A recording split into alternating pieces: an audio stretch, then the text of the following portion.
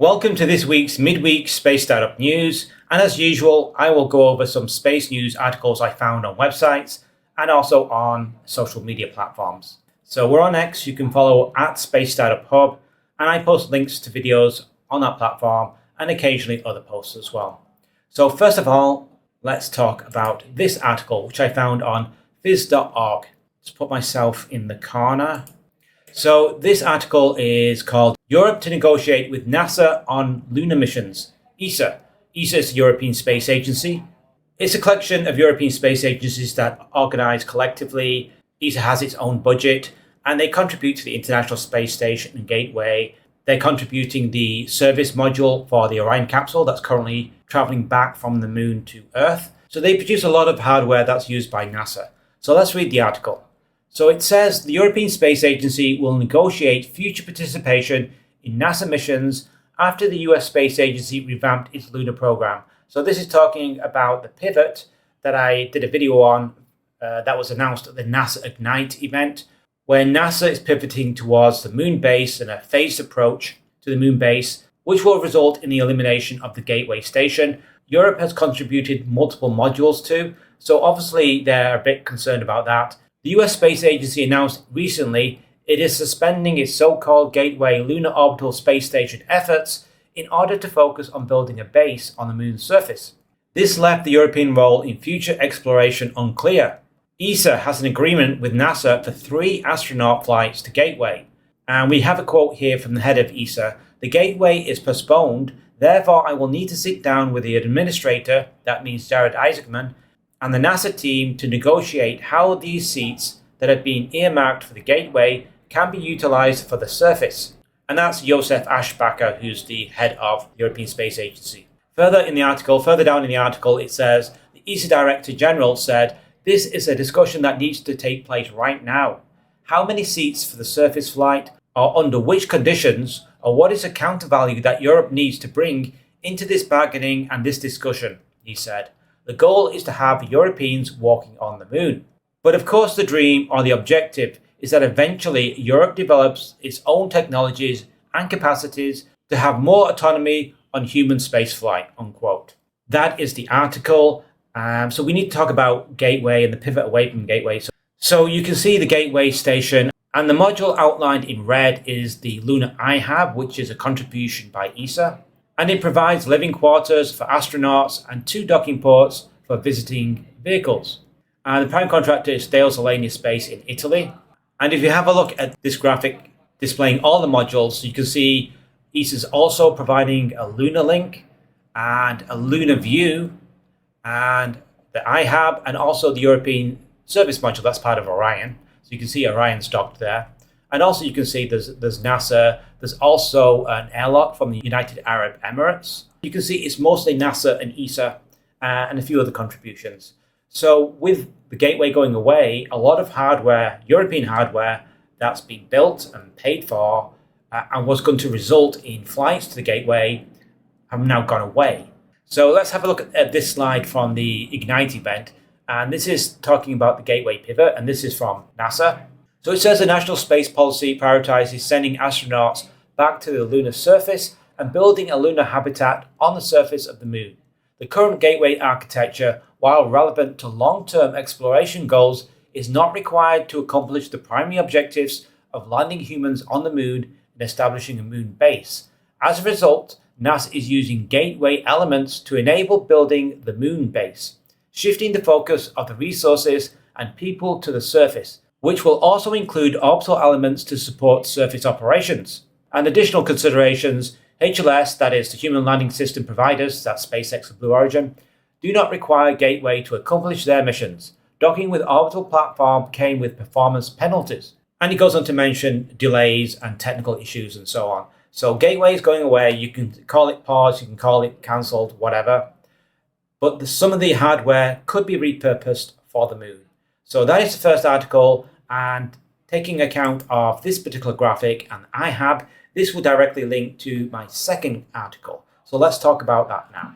Okay, our second story is on LIQUIFER crew systems. So I'll bring up the page here. So I came across this just this morning, and this is a European company that's designing the future on Earth and in space, and they work on crew systems. So they design and construct crew accommodation systems, planetary surface habitats, and they've produced a document that has a comprehensive overview of the relevant concepts and projects created and performed by LIQUIFER since its foundation. So I want to have a look at the PDF because it's highly relevant for the article where the ESA head was talking about how do we get European astronauts onto the moon's surface, and with a lot of gateway habitation modules already constructed, the two can work together. So let me explain how this can work. So let's have a look at the brochure. So this is a contents page, and we can see that they're involved in orbital crew systems. They're working on the Starlab commercial system.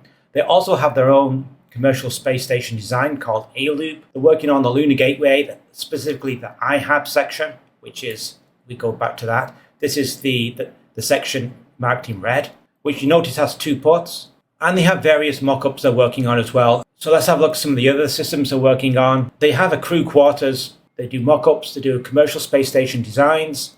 And they're working on the Lunar Gateway, deployable getaway, and also surface habitats, and their own design for a commercial space station in the future. This is the page they have on Starlab crew systems. So they're working in partnership with Airbus, which is another European company that's responsible for the primary structure of the Starlab space station. So they're designing the crew quarters, toilet and hygiene compartments through co-engineering activities with the customer. So it's Airbus, Defence and Space, and Voyager Space, which is the prime contractor for Starlab. This is commercial low Earth orbit space station post-ISS.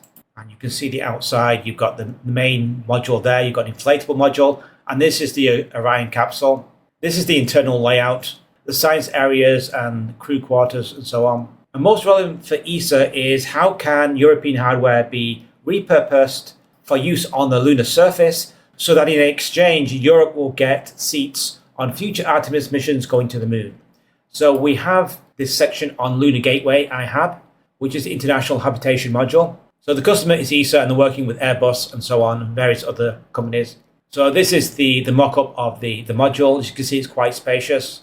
You have physical low fidelity and medium fidelity hardware for the system. And you can see inside, this is actual physical hardware. So you can see there's ports on either end, the storage space, the science areas. This is what the mock-up looks like. Interior configuration and design and manufacture for full-size mock-up to support human in-the-loop tests. So they're quite advanced with the hardware for the I-Hab. They've done full human in-the-loop tests already. It's just a matter of can they modify the I-Hab to work on the lunar surface, and that would require putting airlocks at either end of the module, making sure it can withstand the thermal swings of temperatures between lunar day and lunar night, mitigating lunar dust intrusion into the module, and also perhaps regolith overburden. That is, putting several meters of regolith on top of the habitat to protect against radiation and micrometeoroids. So that would be between 1 and 3 meters of regolith on top. So if they make those modifications, you could have a lunar surface module that would be part of the NASA Artemis base camp.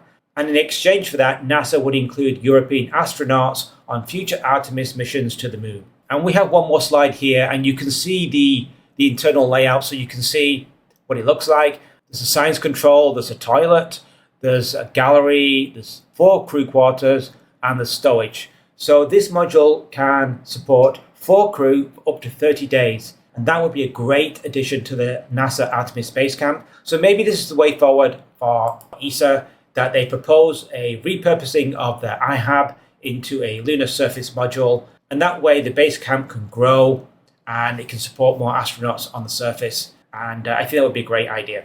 And let's just finish with an interview in Ars Technica by Eric Berger. And he's talking to Glaze from NASA on Artemis, on the Artemis program and the human landing systems. So let's read the article now. So in this article, he says, NASA's Artemis 2 lunar mission has been going rather well so far. In fact, it's going very, very well. The only technical issue I know about is the toilet, which in a few days, it'll be back on Earth. They'll be able to find out exactly what the issue is and fix it. This is a great thing about going to the moon rather than Mars.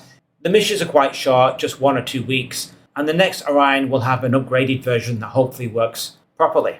So the article goes on to say, the biggest remaining piece of the architecture therefore is the lunar lander. And he's talking about the crewed lunar landers, that is Blue Origin's Mark II and SpaceX's Lunar Starship. NASA asked both companies for options to accelerate their lunar landers. Not having to dock with the Lunar Gateway would help a lot, is the response they gave. So it looks like NRHO, that very weird orbit that NASA came up with, is going away. Neither SpaceX or Blue Origin like that orbit. It requires them to use a lot more fuel. So probably we're going to end up with a low lunar orbit, just like the Apollo missions. Plans to publicly accelerate the human landing system. And she responds, they brought proposals to us about simplifying requirements so that they can really pull things in and accelerate. Then he asks about getting out of the near rectilinear halo orbit, that's NRHO.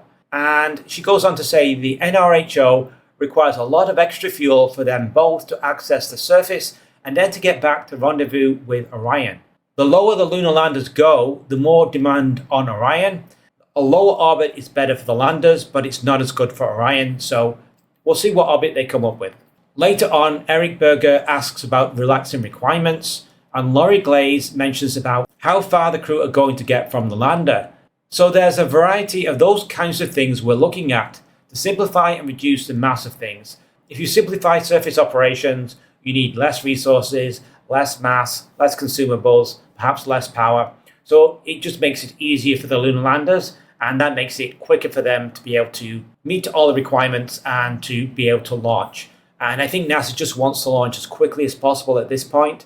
So they're going to be quite accommodating in relaxing requirements.